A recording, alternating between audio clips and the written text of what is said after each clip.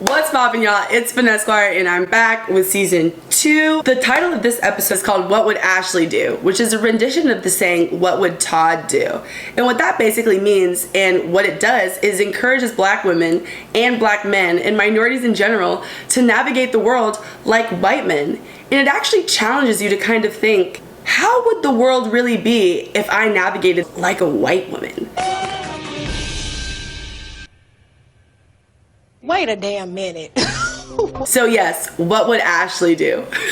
The first time I ever heard this saying was actually from an episode of the show called Twenties. It aired on BET and it's a semi-autobiographical series on Lena Waithe's life. Lena Waithe, if you're watching this, you actually reshared my blog and you were the first person to ever do it, and it's what inspired this entire podcast. So boom, hi. The first time in really television history we see black women as the lead, Insecure, and also series like Run the World.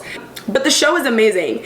And in this episode, and I know there may be a few people kind of tuning into this that are not of the demographic black. So I'm going to explain to you guys what a Todd is, and I'm actually going to describe it directly from the episode. A Todd is described as a guy who thinks his mediocre ideas are brilliant.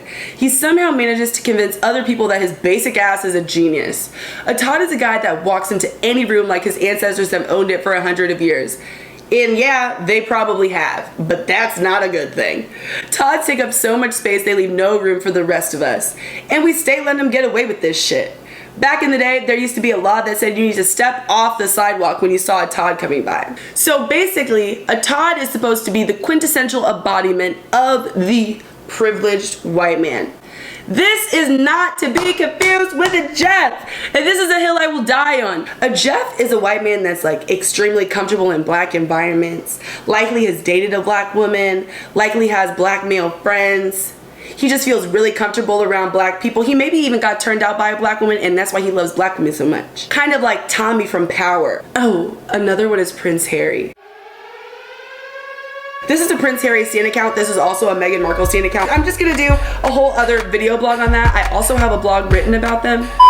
I guess the white female equivalent of a Jeff would be a Zoe, the redhead from the Proud Family that everybody loves. A Jeff is synonymous with Zoe in male and female worlds.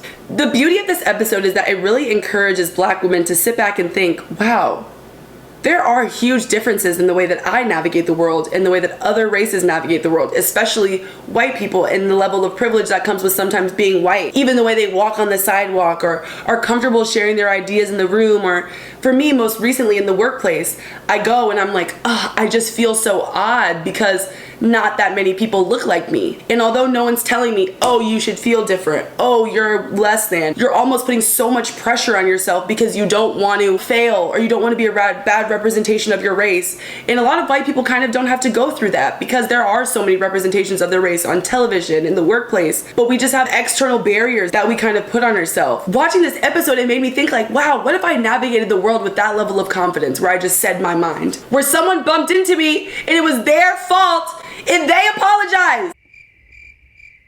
I don't know about you guys, but for some reason I always end up apologizing. And it's not even my fault. And it's so aggravating. And that's what I love about this episode, because it really tells us that it's very common for the black female demographic specifically to do this. And we shouldn't. We should navigate the world like other people and be comfortable sharing our ideas and take up space on the sidewalk and...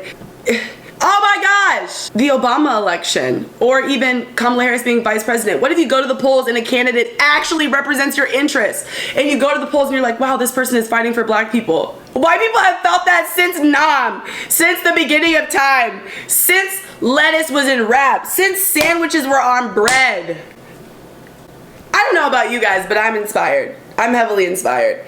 I'm actually gonna go act like a Todd today. I actually am gonna go get a 12-pack of Coors Light and go turn on the game and watch black people play basketball while I make millions of dollars. So stay tuned, because one day I'm gonna actually make a video about that and teaching black people how to profit off of our own work. But anyways, thank you guys so much for watching episode 1. Stay tuned for more. Don't forget about the art of finesse.